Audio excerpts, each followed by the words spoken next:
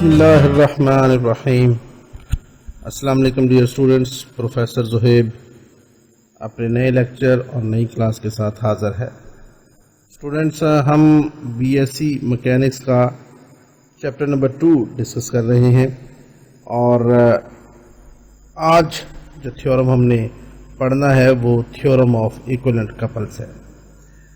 अगर मैं ये कहूँ कि इस चैप्टर का ये one of the most important theorem है तो गलत नहीं होगा, क्योंकि एग्ज़ाम पॉइंट ऑफ व्यू से माजी में बहुत दफ़ा ये क्वेश्चन जो है वो यूनिवर्सिटी के एग्ज़ाम्स में रिपीट हो चुका है। तो आइए इसको प्रूव करते हैं। स्टेटमेंट है क्वेश्चन की कि the effect of a couple upon a rigid body remains unaltered, यानी एक कपल है, उसका किसी रिजिड बॉडी के ऊपर जो इम्पैक्ट है या इफेक्ट है उसमें कोई चेंज नहीं आता। अनअल्टर्ड का मतलब है यानी अल्ट्रेशन करते हैं ना, कपड़े सिलवाने के बाद या बने सिले सिलाई कपड़े हम खरीद लेते हैं तो फिर कहते हैं कि नहीं यार इसमें तो अल्ट्रेशन की गुंजाइश है, अल्ट्रेशन करवानी है, तब्दीली करवानी है। तो अल्टर्ड का मतलब होता है तब्दील होना, अनअल्टर्ड तब्दील ना होना, अनचेंज्ड। तो एक कपल का किसी रिजिड बॉडी के ऊपर अफेक्ट चेंज नहीं होता if it is replaced by any other couple, अगर इसको किसी दूसरे कपल के साथ तब्दील कर दिया जाए। शर्त क्या है? ऑफ द सेम अमाउंट, जिस कपल के साथ इस पहले वाले कपल को तब्दील किया जाए उस नए कपल की मैग्नीट्यूड यानी उसके मोमेंट की मैग्नीट्यूड पहले वाले कपल के बराबर होगी, तो उस रिजिड बॉडी के ऊपर इफेक्ट में कोई चेंज नहीं आएगा। ये हमने प्रूफ करना है। तो आइए स्टार्ट करते हैं प्रूफ। अलबत्ता यहाँ पे मैं अपने तमाम स्टूडेंट्स से एक रिक्वेस्ट करूँगा कि अगर आप में से जिन लोगों ने अभी तक हमारा चैनल सब्सक्राइब नहीं किया वो इसको सब्सक्राइब कर लें। कमेंट और लाइक ज़रूर कीजिए हमारे लेक्चर्स को अगर आपको पसंद आते हैं तो। मैं चले आपको ये नहीं कहता अगर पसंद नहीं आ रहे बेशक लाइक ना करें, लेकिन अगर आपको समझते हैं कि एक अच्छी एफर्ट की गई है तो कमेंट और लाइक हमारा हक बनता है। आइए सबसे पहले तो हम ड्रॉ करते हैं एक यहाँ पे कपल। फिगर ड्रॉ करते हैं। फर्ज करें कि ये हमारे पास एक फोर्स है जी P और दूसरी फोर्स है ये -P। कपल के लिए ये जरूरी है कि दो फोर्सेस हो, ऑपोजिट डायरेक्शन में हो। ये P फोर्स है और ये -P फोर्स है। इन दोनों की डायरेक्शन अब देख लें, magnitude same, direction different, line of action is also different. Why? Because this force is passing through point A and this force is passing through point B. तो ये हम यहाँ पे लिख लेते हैं। अगर इसको हम थोड़ा सा मैं एक्सटेंड कर दूं इस फोर्स को यहाँ तक और फिर इसको इस तरफ इसके साथ ज्वाइन कर दो, तो ये जो डिस्टेंस बन रहा है ये एक्चुअली बन रहा है पॉइंट डी के बराबर, डिस्टेंस डी के बराबर। तो मोमेंट की जो डेफिनेशन होती है वो क्या होती है? मोमेंट की डेफिनेशन हमने पढ़ा है। अगर यहाँ पे इसकी हम मोमेंट फाइंड आउट करें तो कपल, अब ये कपल है ना P और -P, ये एक कपल है और मोमेंट का फार्मूला होता है फोर्स मल्टीप्लाई बाय डिस्प्लेसमेंट। आप यहाँ पे फोर्स है हमारे पास ये P और इसका with respect to this point B अगर हम लें डिस्प्लेसमेंट D है तो फोर्स बन जाएगी फिर मोमेंट बन जाएगी फिर फोर्स, जो इस केस में यहाँ पे अब P है और डिस्टेंस और D ही है। तो अब ये जो हमने छोटी सी कहानी बनाई है इसको हम यहाँ पे लिख भी लेते हैं। हम कहते हैं कि consider a force consider a couple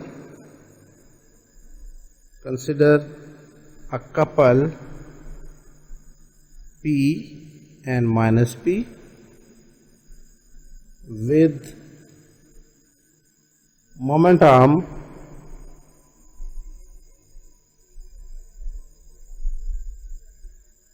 D। ठीक है जी। तो ये हमने थोड़ा सा वीडियो पॉज करके लिख दिया कि मोमेंट आर्म जो है वो D है and this couple is acting on a rigid body as shown in the figure. हमने फर्ज किया let G be the moment of this couple P minus P।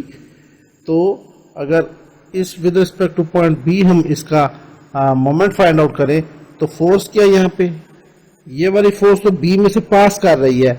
जिस पॉइंट के अबाउट मोमेंट ली जाए और उसमें से कोई फोर्स पास कर रही हो तो उसकी मोमेंट जीरो हो जाती है। क्यों? क्योंकि इस P का इस B से डिस्टेंस ही कुछ नहीं बन रहा, इसी में से पास कर रही है, डिस्टेंस इज जीरो।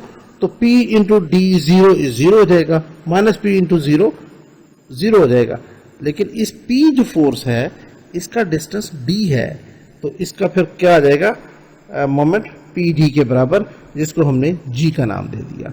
अच्छा, अब ये तो हमने यहाँ पे कर दिया। याद रखें हमारी जो स्कीम इस थ्योरम को प्रूफ करने की क्या होगी कि ये हमने एक फर्ज किया, एक कपल है जो किसी रिजिड बॉडी के ऊपर एक्ट कर रहा है। अब हम प्रूव करेंगे कि इस कपल की जगह हम एक नया कपल इंट्रोड्यूस करेंगे। ठीक है, उसका नाम मैं अभी बता भी देता हूं, उसका हम रख लेंगे Q और माइनस Q। वो हम इसके अंदर इंट्रोड्यूस करेंगे और साबित करेंगे कि इस P और माइनस P की जगह हमने नया कपल इंट्रोड्यूस कर दिया है, Q और माइनस Q। और फिर हम तीसरी चीज साबित करेंगे कि इस कपल यानी P और माइनस P, इसकी जो मोमेंट है जो इसमें G के बराबर है, जो नया कपल होगा Q और माइनस Q उसकी मोमेंट के बराबर, ये दोनों की मोमेंट बराबर होगी, क्योंकि यहाँ पे लिखा हुआ है both the couples are of the same amount. इन दोनों की अमाउंट बराबर होगी तो ये थ्योरम कंप्लीट होगा और फिर ये साबित करेगा कि अगर इन दोनों की मोमेंट, एक तो एक कपल की जगह दूसरा कपल हमने इंट्रोड्यूस करवा दिया और फिर दोनों कपल्स की मोमेंट एक जैसी होगी, तो फिर इनका इफेक्ट इस रिजिड बॉडी के ऊपर सेम रहेगा, अनअल्टर्ड रहेगा, अनचेंज रहेगा, कोई तब्दीली नहीं आएगी। ठीक है जी, तो ये हमने यहां तक तो कर दिया। अब हम क्या कहते हैं, हम इस फोर्स P को और इस फोर्स माइनस P को रिजॉल्व कर देते हैं। ठीक है जी, अब मैं यहाँ पे एक छोटा सा आपका टाइम थोड़ा सा लूंगा 1 मिनट के लिए। फर्ज करें कि ये हमारे पास एक फोर्स है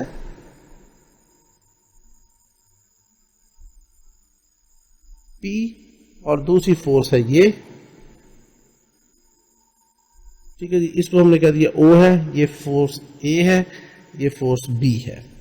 ठीक है जी, अब हमने इसका रिजल्टेंट फाइंड आउट करना है। तो रिजल्टेंट फाइंड आउट करने का तरीका क्या होता है कि हम इसी ये जो OA वेक्टर है उसको यहां पर ड्रॉ कर देते हैं इसके पैरेलल में। ठीक है जी, और फिर इसी तरह OB इसको भी हम ड्रॉ कर देते हैं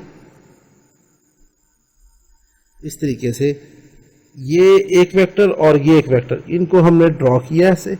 जहां पे ये दोनों आपस में मीट करते हैं उस पॉइंट को इस O के साथ हमने मिला दिया, तो ये जो नया वेक्टर बनेगा जिसको हम कह देते हैं OC, ये OC रिजल्टेंट है। और ये जो रिजल्टेंट होगा वो OA और OB का है। तो ये OA और OB फिर क्या बन जाएंगे, ये इसके बन जाएंगे रिजॉल्व पार्ट्स। ये भी रिजॉल्व पार्ट। बात समझ में आई? ये आपने याद रखना है कि इसी तरह अब ये तो थी दो फोर्सेस जिसका हमने रिजल्टेंट फाइंड आउट कर दिया। अब अगर हमारे पास सिर्फ फोर्स ही एक हो, कोई भी एक फोर्स हो R, तो उसको इसी तरीके से दो हिस्सों फोर्सेस में हम क्या कर सकते हैं, रिजॉल्व कर सकते हैं। ये ऐसे। अब एक फोर्स हमने इधर ड्रॉ की, एक फोर्स हमने इधर ड्रॉ की।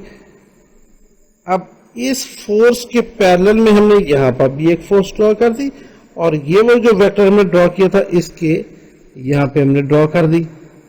इसका नाम हमने रख दिया O, इसका नाम रख दिया मैंने A, इसका नाम मैंने रख दिया B। तो क्या हुआ कि ये जो एक फोर्स थी R, इसको मैंने रिजॉल्व कर दिया इन दो फोर्सेस में। तो दोनों तरह से है, ठीक है जी। यानी यहां पे था दो फोर्सेस और उनको हमने टर्न किया, रिड्यूस किया into one force that resultant. यहां पे था एक रिजल्टेंट था और उसको हमने रिजॉल्व कर दिया दो फोर्सेस में, दो रिजॉल्व फोर्सेस में। तो दोनों तरह से ये हम कर सकते हैं। यहां पर भी हम यही कर रहे हैं,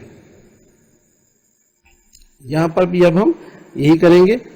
कैसे करेंगे? हम कहते हैं यहां पे we can now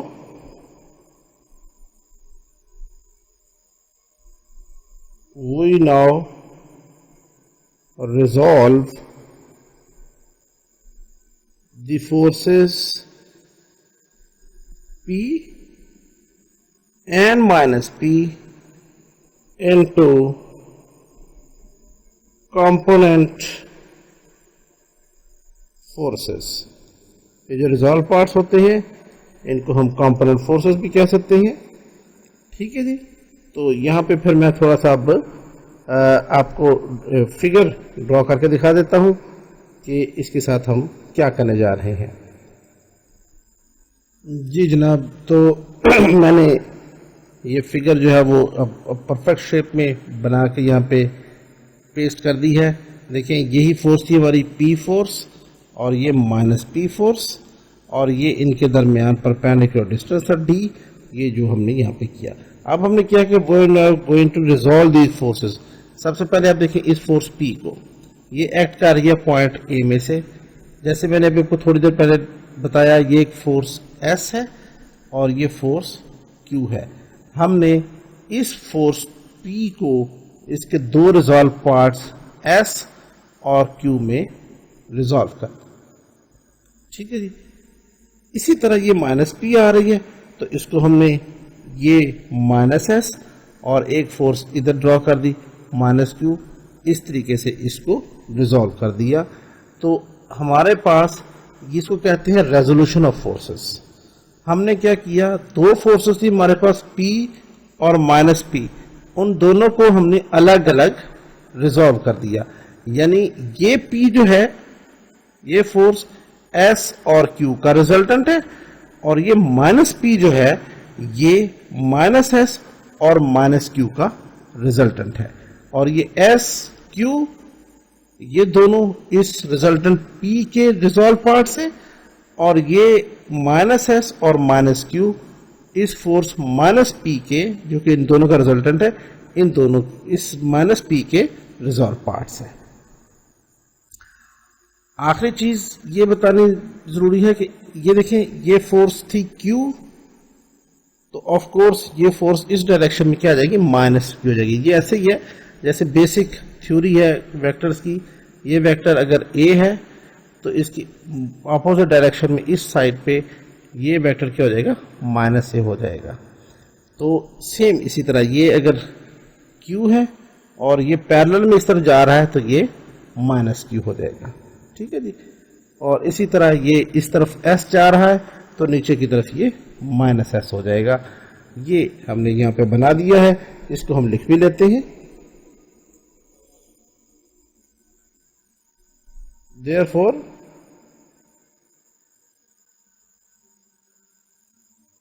P is resolved into S and Q forces, and minus P is resolved into minus S and minus Q forces। ठीक है जी। और बेहतर तो यह है कि आप आगे ये भी लिख दें कि as shown in the figure. ठीक है जी। तो अब हमारे पास कितनी फोर्सेस थी? हमारे पास दो फोर्सेस थी, P और माइनस P। इन दोनों के, इस P की जगह हमारे पास दो फोर्सेस आ गई S और Q, और इस P की जगह हमारे पास दो फोर्सेस आ गई माइनस S और माइनस Q। तो हम यहां पे लिख देते हैं, now we have four forces. कौन कौन सी? Number 1 S, number 2 Q, number 3 minus S, और नंबर 4 माइनस Q। यही है जी, देख लें, ये S Q minus S minus Q। अब यहां पे देखिए, ये S A में से पास कर रही है, Q A में से पास कर रही है, माइनस S B में से पास कर रही है, और माइनस Q फोर्स ये भी B में से पास कर रही है। तो यहां पे आप साथ में लिख लेते हैं, S passes through A, Q passes through A, minus S passes through B, और माइनस Q ये भी passes through B। अब मैं ये जो फिगर है इसको मैं एक दफा फिर यहाँ पे कॉपी कर देता हूँ ताकि हमें बार बार स्क्रॉल न करना पड़े। तो ये मैंने यहाँ पे कॉपी कर दी, और अब आप गौर से देखें, ये जो दो फोर्सेस हैं S और माइनस S, इसकी डायरेक्शन अपवर्ड इस तरफ जा रही है, इसकी डायरेक्शन अपोजिट नीचे तरफ जा रही है। इसकी मैग्नीट्यूड और इसकी मैग्नीट्यूड बिल्कुल बराबर है, और ये फोर्सेस अगर इस दोनों को मैंने ये डॉटेड लाइन से एक्सटेंड कर दिया, इन दोनों का लाइन ऑफ एक्शन बिल्कुल सेम है। ये ऐसे ही है जैसे एक फोर्स A इधर लग रही है और दूसरी फोर्स बिल्कुल उसके अपोजिट नीचे की तरफ, तो ये क्या हो जाएगी, ये माइनस है, इस तरफ लग रही है। तो अगर इन दोनों का नेट इफेक्ट हम करें तो क्या आएगा, A प्लस माइनस A। तो ये किसके बराबर आएगा, 0 के। तो ऐसी फोर्सेस जो अपोजिट इन डायरेक्शन हो, मैग्नीट्यूड उनकी सेम हो, और लाइन ऑफ एक्शन भी सेम हो, तो वो एक दूसरे को कैंसिल कर देती हैं, जैसे कि ये इधर मैंने अलग से भी समझा दिया। तो ये अब यहां पे हम लिखेंगे इन दो फोर्सेस के बारे में कि hair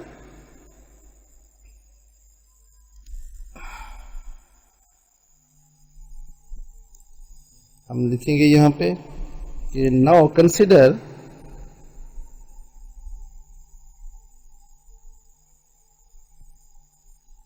the forces S and minus S। ठीक है जी, ये क्या बताएंगी हमें, ये दोनों क्या है, they are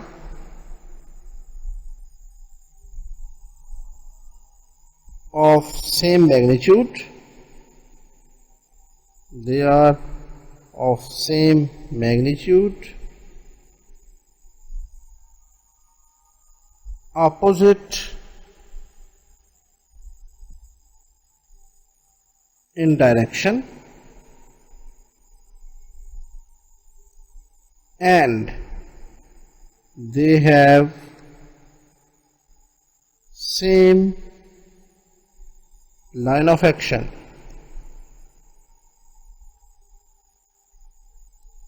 तो अगर ऐसी चीज हो दो forces, magnitude same, direction opposite, line of action same, so therefore they cancel each other. Cancel each other का क्या मतलब हुआ? इनका नेट इफेक्ट जीरो हो गया। तो जब ये दो फोर्सेस खत्म हो गई, एक ये वाली फोर्स एस ये खत्म हो गई, दूसरी ये फोर्स भी खत्म हो गई, तो अब पीछे हमारे पास क्या रह गई? एक फोर्स ये रह गई, एक फोर्स ये रह गई और दूसरी फोर्स ये रह गई। So we are left now with two forces.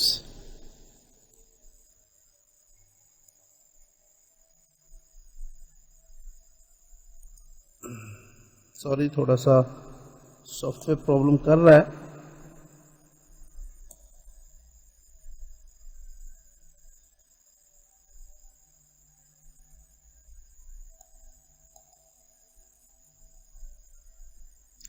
तो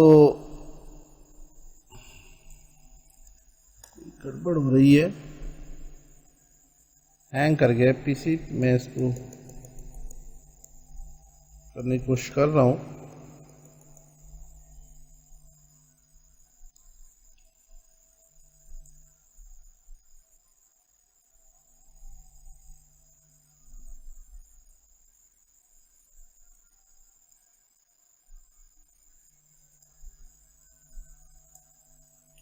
जी स्टूडेंट्स, तो थोड़ा सा सॉफ्टवेयर इशू कर रहा था।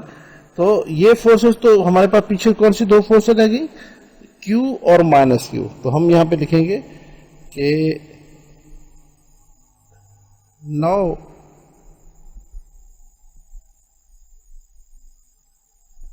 We are left with two forces, that is Q and minus Q। अब इन फोर्सेस को जरा गौर से देखें। ये फोर्स Q इस तरफ जा रही है लेफ्ट साइड पे, और ये फोर्स माइनस Q इस Q के पैरेलल है बट अपोजिट डायरेक्शन में राइट साइड पे जा रही है। ये force line of action A है, इसका लाइन ऑफ एक्शन B है, मैग्नीट्यूड इन दोनों की बराबर है। तो हमने पढ़ा हुआ है कि दो फोर्सेस अगर ऐसी हो जो ऑपोजिट इन डायरेक्शन हो, इक्वल इन मैग्नीट्यूड हो, and their line of action is not the same, तो वो एक कपल बनाती हैं। तो यहां पे फिर हम यहां लिखेंगे these two forces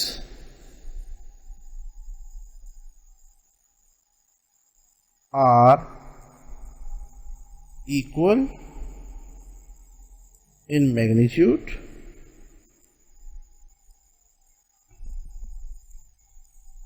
opposite in direction,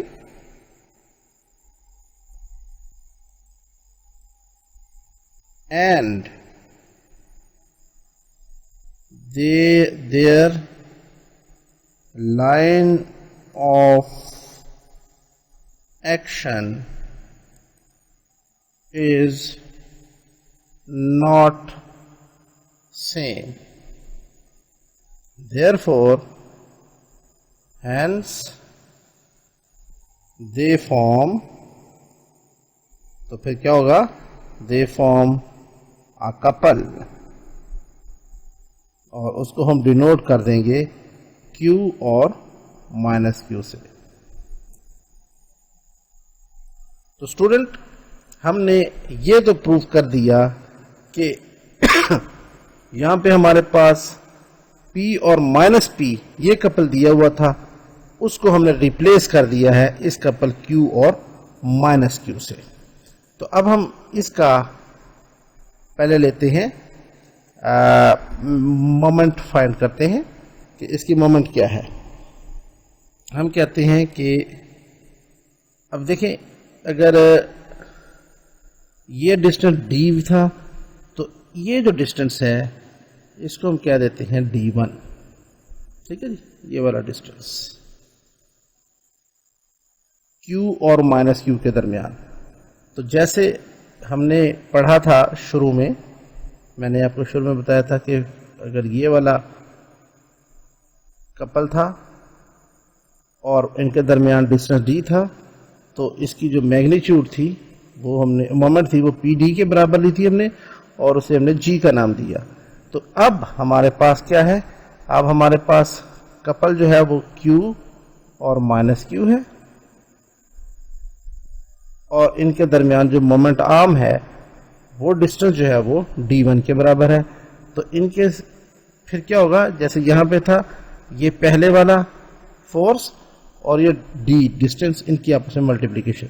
अब यहाँ पे क्या है, पहले ये फोर्स Q और ये डिस्टेंस d1 परपेंडिकुलर डिस्टेंस, ये इसकी बन गई मोमेंट, और इसको हम डिनोट कर देते हैं g1 से। तो हम यहीं पे ये लिखने लगे हैं, let g1 be the moment of couple Q minus Q।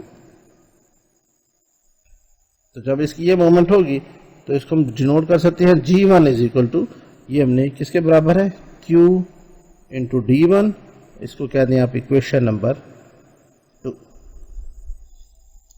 तो यहां तक हमने क्या कर दिया कि हमने ये बताया कि हमारे पास पहले एक कपल था P माइनस P जिसकी मोमेंट थी G के बराबर, फिर उस कपल को हमने रिप्लेस कर दिया एक और कपल से जिसका नाम है Q और माइनस Q, और उसकी कपल जो है वो G1 के बराबर है, सॉरी उसकी मोमेंट जो है वो G1 के बराबर है। अब हमने साबित आखिर में ये करना है, क्वेश्चन में क्या हुआ था कि it can be replaced by any other couple of the same amount, यानी ये जो नया कपल हमने बनाया है Q माइनस Q, इसकी मोमेंट जो G1 है ये एक्चुअली इस पहले वाले की मोमेंट G के बराबर है। तो इसका मतलब क्या हुआ कि हमने प्रूव ये करना है कि G और G1 ये आपस में बराबर हैं। So now we have to prove that G is equal to G1, ये हमने प्रूव करना है। इसके लिए हम क्या करते हैं, इसके लिए हम करते हैं टेकिंग मोमेंट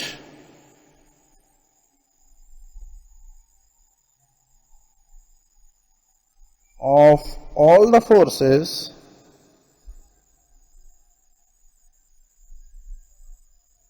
about, किसी भी पॉइंट पे ले सकते हैं, हम पॉइंट बी पे ले लेते हैं। ठीक है जी, मैं अब यहाँ पे उसी पिक्चर को एक दफ़ा फिर कॉपी कर लेता हूँ ताकि हमें स्क्रॉल डाउन ज़्यादा ना करना पड़े। ये आखिरी स्टेप है इस क्वेश्चन का, तो क्वेश्चन अब आसानी से इंशाल्लाह कंप्लीट होने वाला है। हम क्या करते हैं, अबाउट पॉइंट बी, ये वाला पॉइंट है, इसके अबाउट मोमेंट लेते हैं सारी फोर्सेस की। अब ये देखें, ये जो फोर्स है P, चले यहां पे लिख देते हैं, नाउ यूजिंग व्रैगनन्स थ्योरम,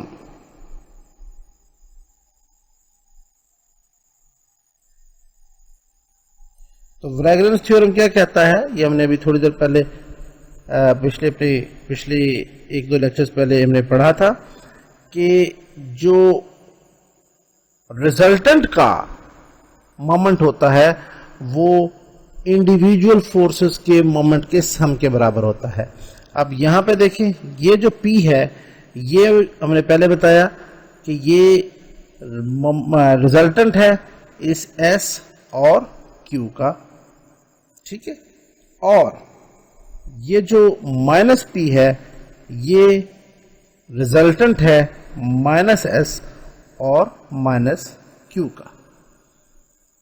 तो दूसरे लफ्जों में इस दो रिजल्टेंट हो गए, एक ये P और ये माइनस P।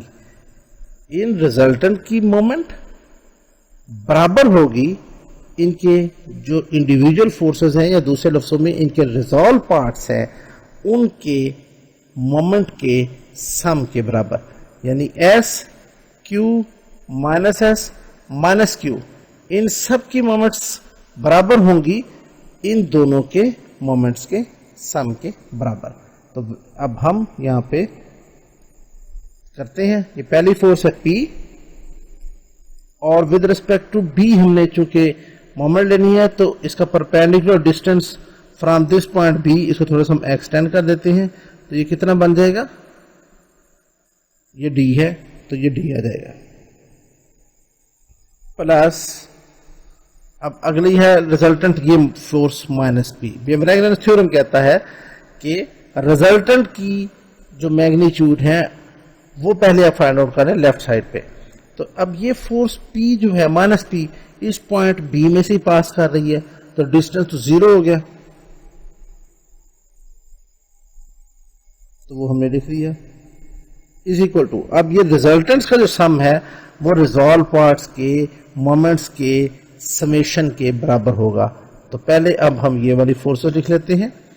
अब यहां पे देखें ये पहली फोर्स है, चले मैं ये पहले लिख लेता हूं एस। एस देखें इसको हमने एक्सटेंड किया तो this is passing through this point B, तो फोर्स तो आ गई लेकिन इसका परपेंडिकुलर डिस्टेंस कितना हो गया, अब बी में से पास कर रही है तो परपेंडिकुलर डिस्टेंस तो 0 हो गया। Similarly minus S, similarly minus Q, इन तीनों फोर्सेस जो है वो बी में से पास कर रही हैं, डी 0 हो जाएगा तो इनका नेट इफेक्ट भी 0 होगा। तो हम लिख सकते हैं एस इंटू 0 फिर plus minus S into distance 0 plus minus Q into distance 0 और आखिर में आ जाएगा प्लस ये वाली फोर्स Q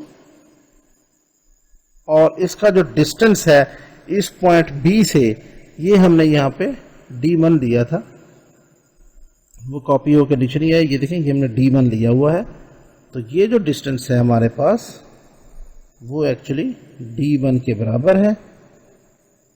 तो Q ये फोर्स हो गई और इसका परपेंडिकुलर डिस्टेंस D1 है, तो हमने ये लिख दिया D1। तो दिस इंप्लाइज फिर क्या हो जाएगा, ये 0 0 0 0 सब 0 देंगे, लेफ्ट साइड पे रह गया दिस इज PD और राइट साइड पे रह गया QD1। और ये हम जानते हैं कि PD हमारे पास बराबर है G के और QD1 हमारे पास बराबर है G1 के बाय इक्वेशन नंबर 1 एंड 2। देख लें ये हमारे पास equation 2 QD1 is equal to G1 और इक्वेशन नंबर 1 में आप देख लें PD is equal to G के बराबर। तो ये हमने साबित कर दिया कि G जो है वो G1 के बराबर है। सो देयरफॉर हम लिख सकते हैं कि ये G किसके बराबर है, moment of couple P minus P is equal to moment of couple Q और माइनस Q। और यही स्टूडेंट्स हमने साबित करना था आखिर में जाके कि ये जो पहले हमने इस कपल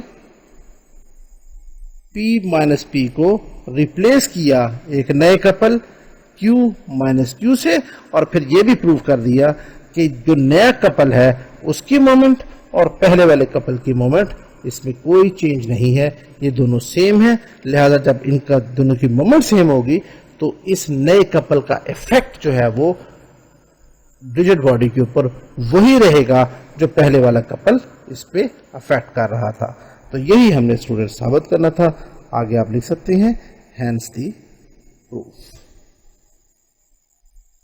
आई होप स्टूडेंट्स कि ये क्वेश्चन आपको अच्छी तरह समझ में आ गया होगा। अगर तो ये थ्योरम आप अच्छी तरह समझ गए हैं और मेरी एफर्ट को आप अप्रिशिएट करते समझते हैं कि अच्छी एफर्ट की है, तो एक लाइक, एक सब्सक्रिप्शन और एक कमेंट हमारा हक बनता है। इंशाल्लाह मिलते हैं अपनी नेक्स्ट क्लास में, तब तक के लिए इजाज़त। अल्लाह हाफ़िज़।